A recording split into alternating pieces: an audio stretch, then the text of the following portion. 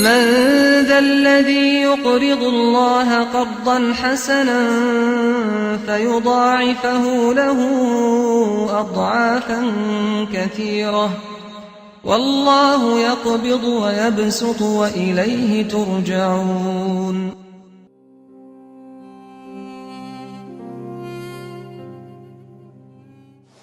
بەناوی خوای بەخشندەی میهرەبان سڵاوتان لێبێ بینەرانی بەڕێز و ڕۆژەگرانی خۆشەویست.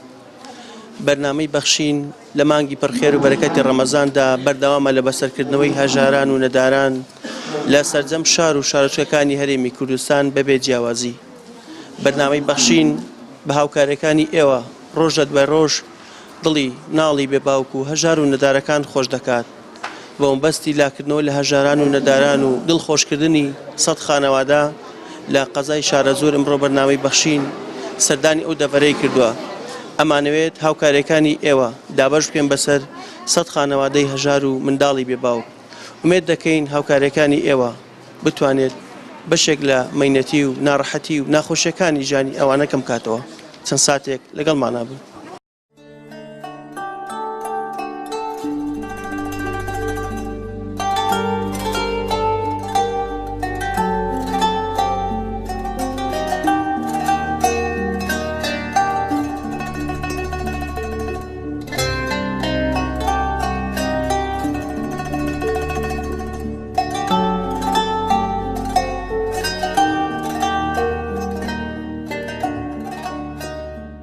دەستان خۆش بێ خۆی گەورە سەرکەوتوتان خەشاوە لەشتان ساق بێ. وەڵی زۆر پێمان خۆشە کە ئەم هاوکاریتان کردین و فەقیر و هەژار زۆر کەم دەستکورتە یارمەتیتاندای لەشتان ساق. وەڵی خۆی گەورە یارمەتیان بڵێ لەشیان ساق بێ خۆی گەورە فەقەت بڕێژێ بە سەریانە لە دەرد و بەڵام سیبە دوورکەون ئینشەڵڵا.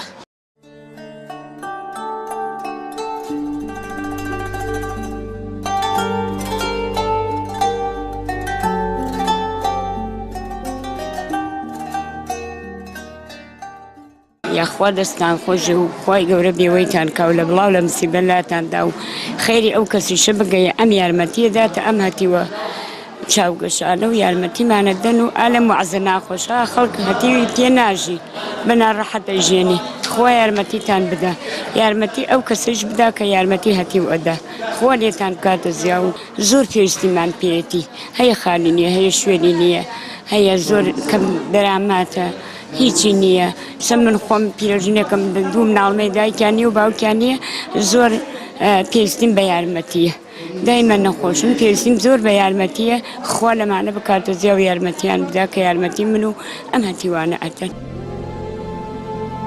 بەخشین خێرخوازانی خۆشەویست لە ڕێگەی ئەم ژمارە تەلەفۆنانەوە دەتوانن پەیوەندیمان پێوە بکەن و ببەخشن تا بەخشین بەردەوام بێ. بەخشین 0 961 11 0 965 0 723 25 55. دەستخۆشیدان لە یەکەم بۆ بەنامەی بەخشین هاوکاری فەقیر و هەژارەکەن و خی گەورە سەکەوتیانکە و خی گەورە جەزاتان باتەوە. وەڵی ژیانی چۆنە خەڵک بێ مەعاشە بێپارەیە خەڵک ژیانی باش نییە بەڵێ وەڵا دڵمان خۆشەکە لە کاتی مانگی ڕەمەزانە هاوکاری خەڵکەکەن خی گەورە جەزایان باتەوە خی گەورە جەزای کەسش باتەوە هاوکاری بەنامەی بەخشینەکە.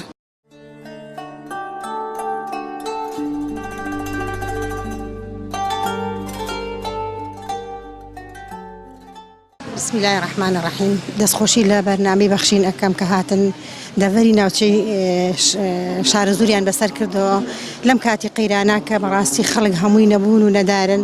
ئێمەش لەم کاتا کە بەرنامەی بەخشین هاتن هاوکاریان کردین ئەم خەڵکە عنی بەڕاستی کە هاتوون هەموو بەدڵێکی خۆش و فراوان و بە دەستخۆشی ئەوەی کە هاوکاری بەرنامەی بەخشین ئەکا لەخوای گەورە داواکارم کە خوای گەورە ئەم بەرنامەیە زیاتر بەرەو پێش بەرێ و دەستخۆشی لەو کەسەش ڕەکەین کە دەزەخاتە سەرۆت و سامانی خۆی و بەرەو بەرنامەی بەخشین ئەیبا چووکم بەڕاستی بەرنامەی بەخشین ئەزانێ ئەو هاوکاریانە بەکێ ئەیات. بەڕاستی ئێمە خۆمان لەم شارین ئەزانین خەڵکی ئەم شارە کە چەند نەبوون و نەدارن یعنی ڕۆژانە کێن سەردارمان ئەەکەن و داوای هاوکاری ئەەکەین کە ئەزانی بەڕاستی زۆر خەڵکێکی فەقیری نەدار لەم شارە هەیە هەمووی بەدڵێکی خۆش و بەدڵێکی فراوان و هاتون ئەم شتانە وەرئەگرن.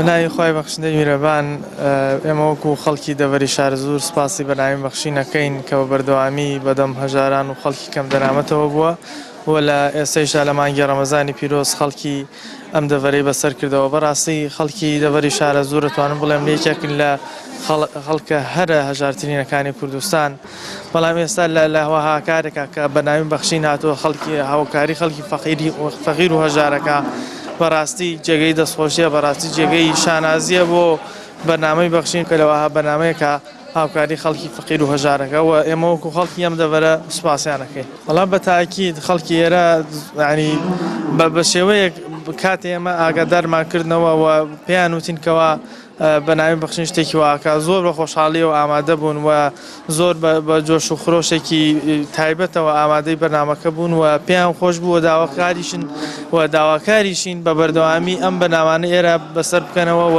ئەمە جاری کۆتاییان نەبێ و بە بەردەوامی یارمەتی خەڵکی ئێرە بدەن و مەمنونشیانە بین.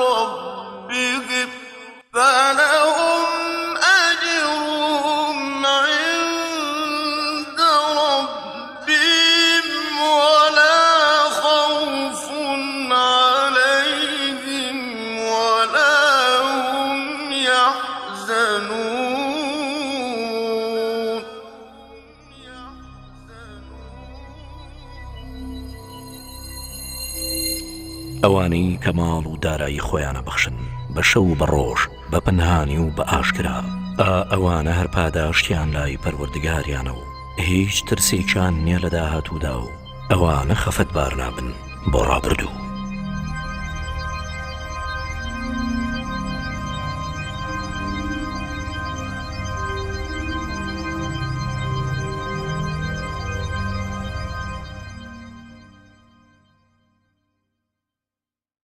قەیرانە دەستمان ناڕوە فەقیرین کرێخانە دەم ئەکەم ئەمدانێکیشم هەیە دەستخۆشی ئەم بەرنامەتانەکەموت وەڵا گشتی ئیسیفادەی لیەکە ئیشەڵا دەستخۆشی لە بەرنامەکەتانەکە.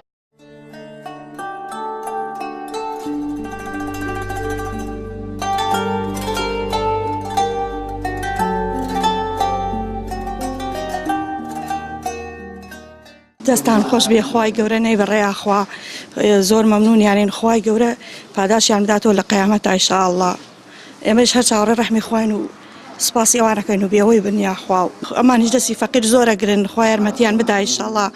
خوا دڵی ئەوانیش نەرم کا بۆ هەزارەیەکی ئێمە هەیە هەتیوبارە فەقیرە چاوەڕێی دەستی ئەوانە بەخوا تر سپاسانەکەم خوا دەستان خۆشکە خوا ڕستان واسەکە ئینشاءالله خوا نەی بەڕێیاخوا.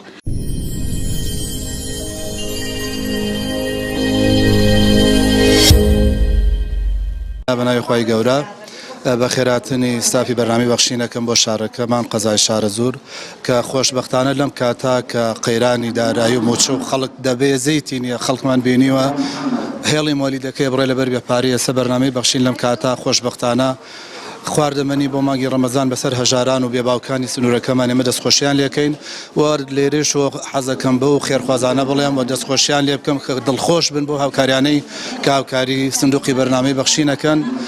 بەڕاستی جێگەی دڵخۆشیە کە ئەو خەڵکە هەژارێن بینین بە دڵێکی خۆش لێرە ئەڕۆنە دەرەوە هیوادارین ئەو خەڵکانەی کە تا ئێستا هاوکاری بە سنوقی بەرنامی بەخشیانە کردووە دەستی هاوکاریمان بۆ درێژکەن چونکە قەیرانەکە کاریگەری لەسەر بەرنامەکەمانە داواکارین لەو خێرخوازانە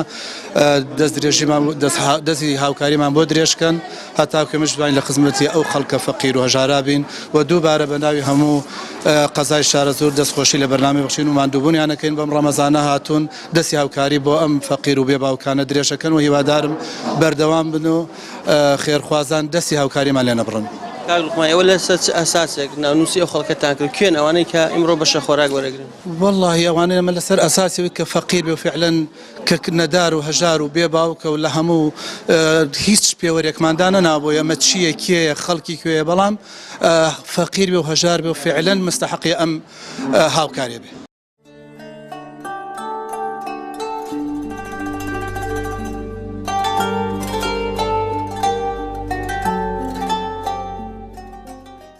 ئەمڕۆژ بەرنامەی بەخشین بە هاوکاری و دەستگیرەکانی ئێوەی خێرخواز و بەخشندە توانی لە قەزای شارەزور 100 خانەوادەی هەژار و منداڵی بێباوک بەسەر بکاتەوە و خۆراکیان بەسەر دابەش بکات.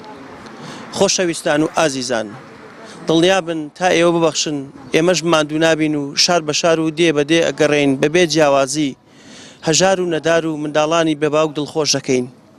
تا دەرفەت ماوە و تا مانگی ڕەمەزانی پیرۆز ماوە و خێر و پاداشتی بەخشینەکانی ئێوە چەند قات دەبێتەوە. زوو بەخشن بۆیە ئێمەش بتوانین ڕۆژێک زووتر ماڵێکی هەژار ماڵێکی بێباوک بەسەر بکەین و دڵی خۆش بکەین.